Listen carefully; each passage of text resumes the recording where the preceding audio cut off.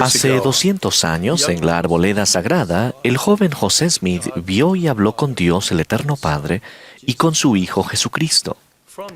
De ellos, José aprendió acerca de la verdadera naturaleza de la Trinidad y de la revelación continua mediante esa visión divina que dio inicio a la dispensación del cumplimiento de los tiempos.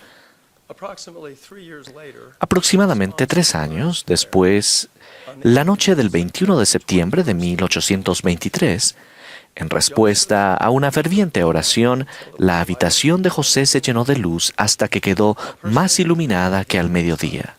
Un personaje se apareció junto a su cama, llamó al muchacho por su nombre y declaró que era un mensajero enviado de la presencia de Dios y que se llamaba Moroni. Instruyó a José en cuanto a la salida del libro de Mormón y luego citó del libro de Malaquías en el Antiguo Testamento con una pequeña variación en el lenguaje utilizado en la versión de Reina Valera. He aquí, yo os revelaré el sacerdocio por medio de Elías el profeta antes de la venida del grande y terrible día del Señor. Y él plantará en el corazón de los hijos las promesas hechas a los padres, y el corazón de los hijos se volverá a sus padres. De no ser así, toda la tierra sería totalmente asolada a su venida. Es importante destacar que la instrucción que Moroni dio a José Smith sobre la misión de Elías el profeta dio inicio a la obra del templo y de historia familiar en los últimos días, y fue un elemento clave en la restauración de todas las cosas de que habló Dios por boca de sus santos profetas que han sido desde tiempos antiguos. Ruego que el Espíritu Santo nos ayude al aprender juntos acerca de los convenios, las ordenanzas y las bendiciones que están a nuestro alcance en los templos de la Iglesia de Jesucristo de los santos de los últimos días. Comienzo haciendo una pregunta fundamental. ¿Por qué fue importante el regreso de Elías el profeta?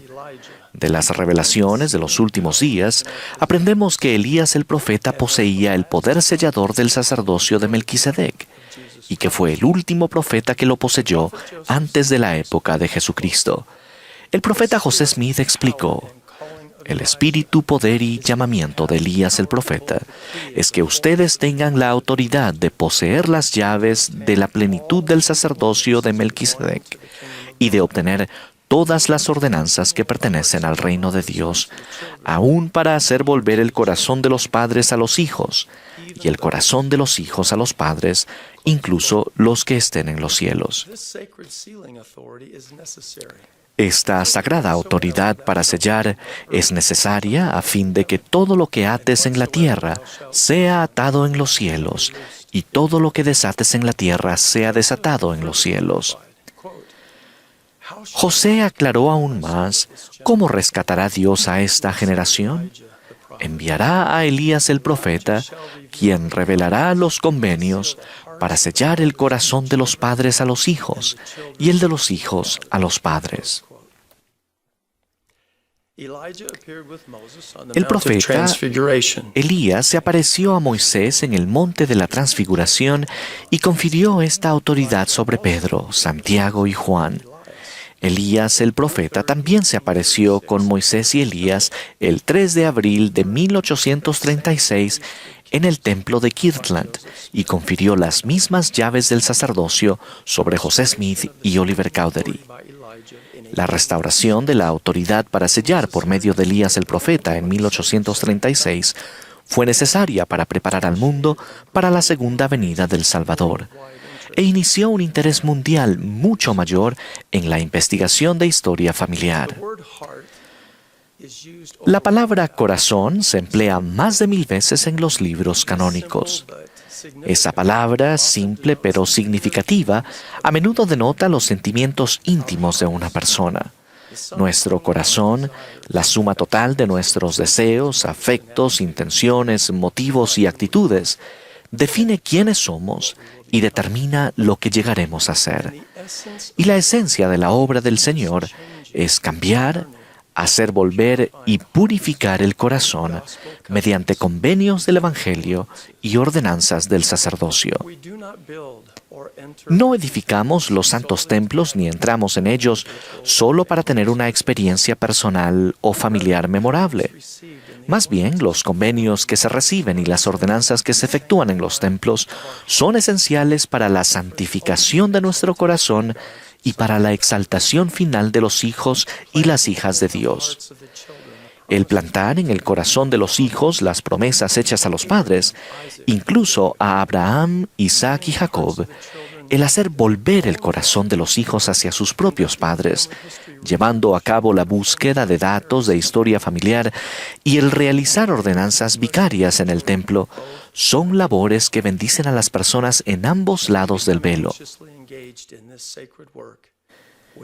Cuando llegamos a estar anhelosamente consagrados a esta sagrada obra, obedecemos los mandamientos de amar y servir a Dios y a nuestro prójimo. Y tal servicio desinteresado nos ayuda verdaderamente a escucharlo y venir al Salvador. Los convenios y las ordenanzas del sacerdocio más sagrados se reciben únicamente en el templo, la casa del Señor. Todo lo que se aprende y todo lo que se realiza en el templo recalca la divinidad de Jesucristo y su función en el gran plan de felicidad del Padre Celestial. El presidente Ezra Taft Benson describió un importante modelo que el Redentor emplea para llevar a cabo la inmortalidad y la vida eterna del hombre. Él dijo: "El Señor obra de adentro hacia afuera. El mundo obra de afuera hacia adentro. El mundo trata de sacar a la gente de la bajeza. Cristo saca la bajeza social del corazón de las personas y ellas mismas salen de los barrios bajos. El mundo trata de reformar al hombre cambiándolo de ambiente. Cristo cambia al hombre y éste cambia su entorno. El mundo trata de amoldar el comportamiento del hombre, pero Cristo puede cambiar la naturaleza humana. Los convenios y las ordenanzas del sacerdocio son esenciales en el proceso continuo de renacimiento espiritual y transformación. Son el medio por el cual el Señor obra con cada uno de nosotros de adentro hacia afuera. Los convenios que se honran con resolución, que se recuerdan siempre y que están escritos con el Espíritu del Dios vivo en tablas de carne del corazón, brindan un propósito y la certeza de las bendiciones en la vida terrenal y por la eternidad. Las ordenanzas que se reciben de manera digna y se recuerdan de forma continua abren los canales celestiales a través de los cuales el poder de la divinidad puede fluir a nuestra vida. No vamos al templo para escondernos o escapar de los males del mundo. Más bien, vamos al templo para vencer al mundo del mal. Cuando invitamos el poder de la divinidad a nuestra vida, al recibir las ordenanzas del sacerdocio y al hacer y guardar convenios sagrados, somos bendecidos con una fortaleza mayor a la nuestra para superar las tentaciones y los desafíos de la vida terrenal y para hacer lo bueno y llegar a ser buenos. El primer templo de esta dispensación se construyó en Kirtland, Ohio, y se dedicó el 27 de marzo de 1836. En una revelación dada al profeta José Smith una semana después de la dedicación, el Señor declaró: "Regocíjese el corazón de todo mi pueblo, que con su fuerza ha construido esta casa a mi nombre.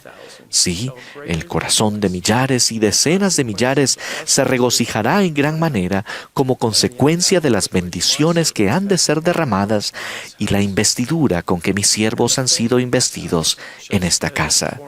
Y la fama de esta casa se extenderá hasta los países extranjeros, y este es el principio de la bendición que se derramará sobre la cabeza de los de mi pueblo".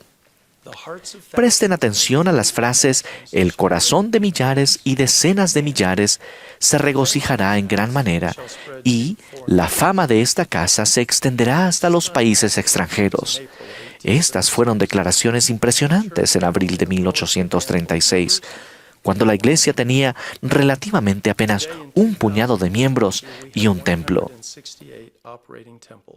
Hoy, en 2020, tenemos 168 templos en funcionamiento y otros 49 templos están en construcción o han sido anunciados. Las casas del Señor se están edificando en las islas del mar y en países y lugares que previamente muchos consideraban que eran poco probable que se construyera un templo. La ceremonia de la investidura actual se presenta en 88 idiomas y estará disponible en muchas otras lenguas a medida que se edifiquen templos para bendecir a más hijos de Dios. En los próximos 15 años, el número de idiomas en los que las ordenanzas del templo estarán disponibles posiblemente se duplicará. Este año daremos la palada inicial y comenzaremos la construcción de 18 templos.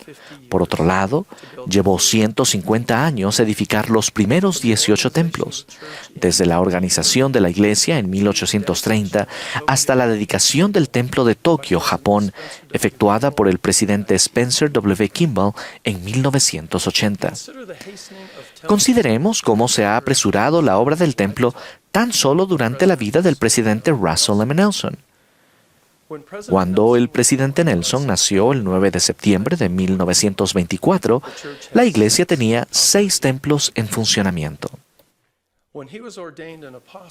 Cuando fue ordenado apóstol el 7 de abril de 1984, 60 años más tarde, había 26 templos en funcionamiento, un incremento de 20 templos en 60 años.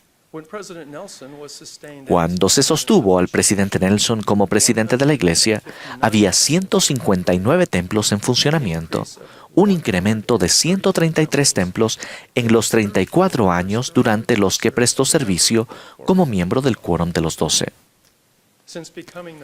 Desde que se convirtió en presidente de la iglesia el 14 de enero de 2018, el presidente Nelson ha anunciado 35 nuevos templos.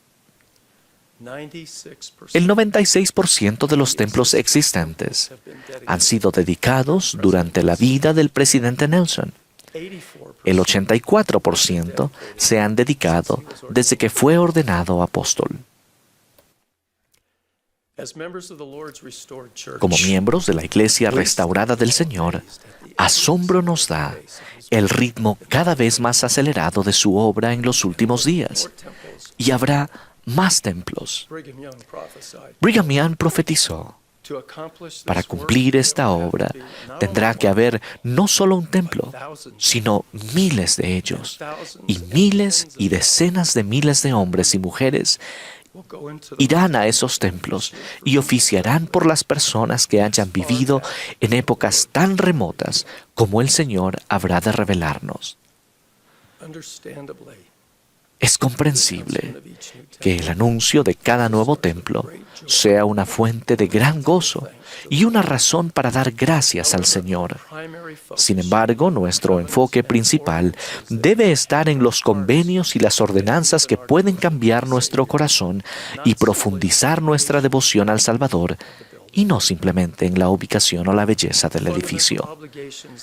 Las obligaciones fundamentales que recaen sobre nosotros como miembros de la Iglesia restaurada del Señor son escucharlo y hacer que nuestro propio corazón cambie mediante los convenios y las ordenanzas, y cumplir alegremente con la responsabilidad divinamente señalada de brindar las bendiciones del templo a toda la familia humana en ambos lados del velo. Con la dirección y ayuda de Dios, ciertamente cumpliremos esos deberes sagrados. El profeta José Smith declaró: la edificación de Sion es una causa que ha interesado al pueblo de Dios en todas las edades.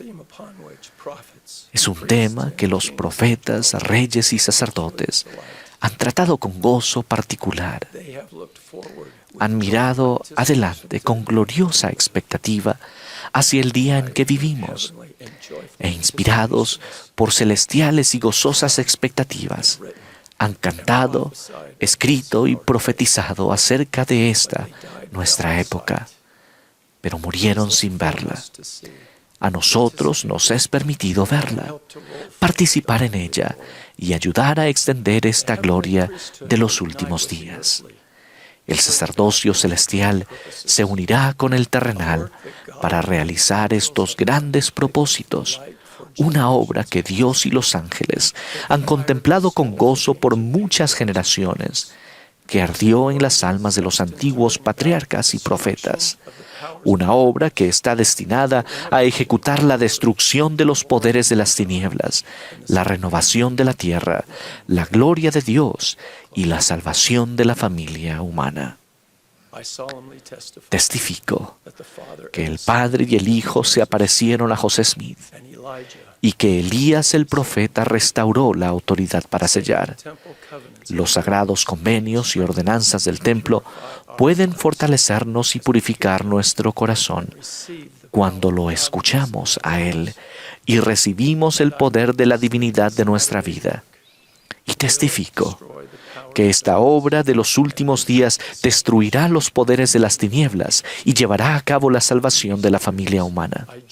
Testifico de estas verdades en el sagrado nombre del Señor Jesucristo. Amén.